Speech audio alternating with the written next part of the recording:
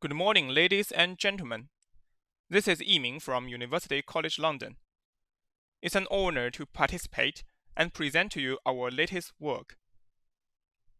In 2020, global carbon emissions reached 32 billion tons.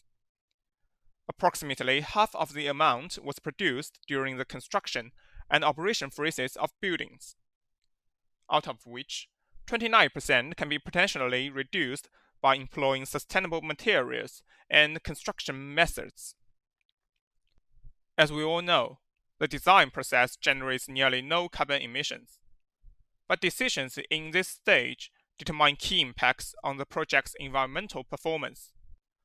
Generally, the earlier decisions are made, the more significant influence they may have.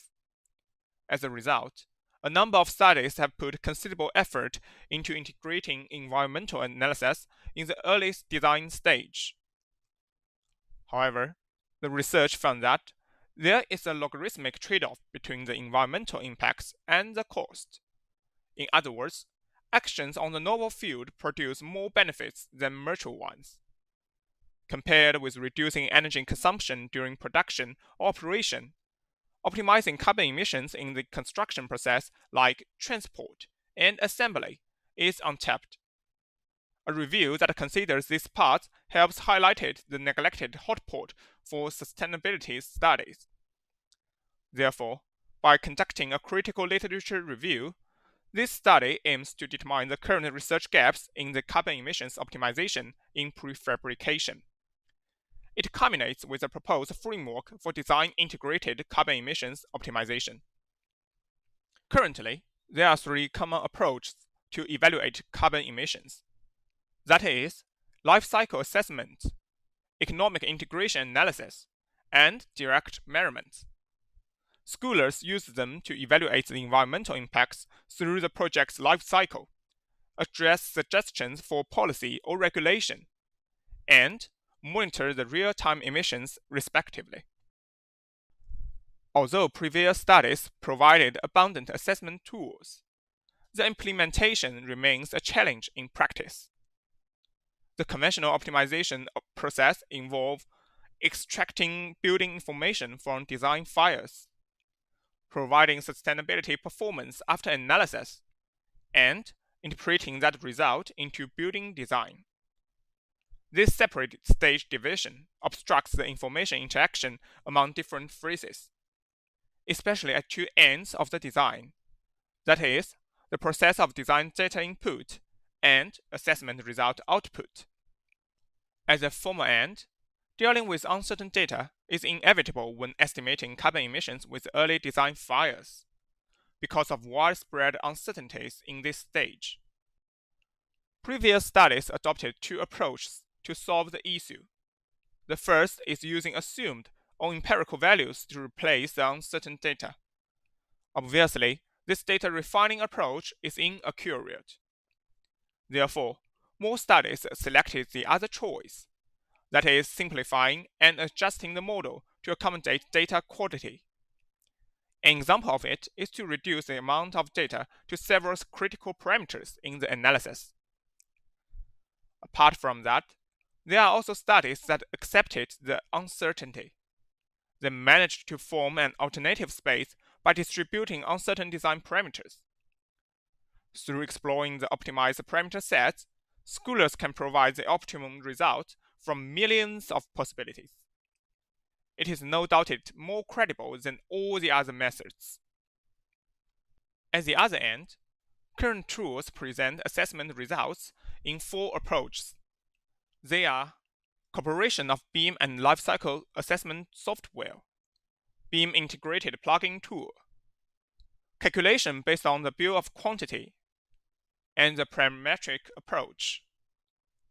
When employing approaches 1 and 2, architects can evaluate sustainability and aesthetic requirements simultaneously as they provided assessment result together with the geometric model.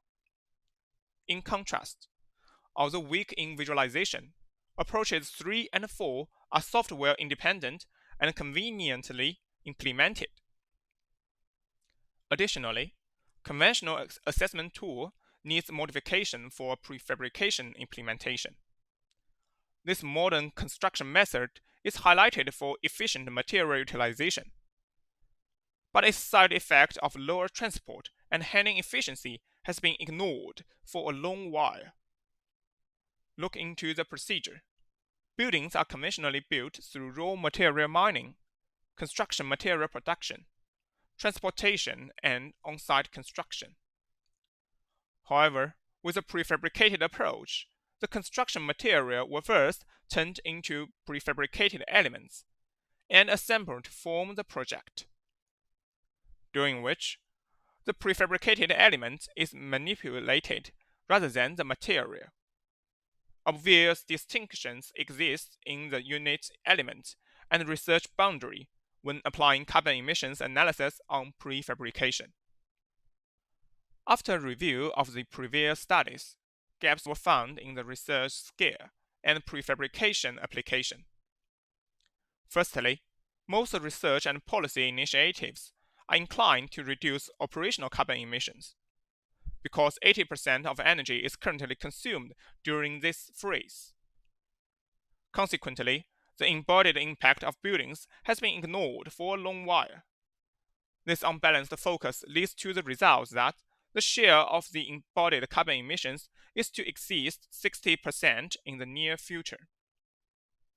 In fact, embodied carbon emissions and operational carbon emissions are related logarithmically in sustainable designs. They deserve equal consideration to achieve a global optimum. On the other hand, although material production contributes the most to the carbon emissions, their reduction potential is limited. Through material selection, the maximum impact reduction of the structure system is less than 6%. In contrast, that of the construction operation is 22%, which indicates a reasonable consideration to reduce emissions through construction optimization. Secondly, the design parameter selection remains preliminary, represented by terms like orientation, dimension, window area, material, and air conditioning system. Design at this stage is still far from a complete building, and is possibly misled in the opposite direction during their further design. Thirdly, current research adopted the concept of element in prefabrication evolution to approach the accurate value. By the term element seldom refers to the prefabricated products, but building components defined by function. This definition ignores the difference in manufacture and construction. Research showed that even adopting emission data from conventional material could cause significant variance due to unique prefabrication operations such as derm kerning. But standardized database and the consistent methodology of prefabrication assessment have been lacking for a long while. These findings highlight the direction of the ongoing study on sustainable design. A proposed approach is formed based on the hypothesis that schematic design, rather than concept design, contributes the most to the embodied carbon emissions of prefabrication. It assumes the geometric model as the input file. Design alternatives concerning different element design are automatically generated by distributing key parameters to a given range. The model will generate construction quantity for every single alternative by discrete event simulation. After calculating carbon emissions with process-based life cycle assessment, an optimizing algorithm will be employed to generate the final result. The proposed output will be a set of key parameters, such as size of structure elements. These parameters can be adopted in the construction design process to determine the division of elements, the selection of the construction equipment, and so on. With this framework, the industry can predict and reduce carbon emissions at an early stage and have a better environmental performance. We have to say, this is not something that would be achieved overnight. However, promising outcomes can be expected from this and the subsequent studies over the next 3 or 5 years, and with continually real-life practice.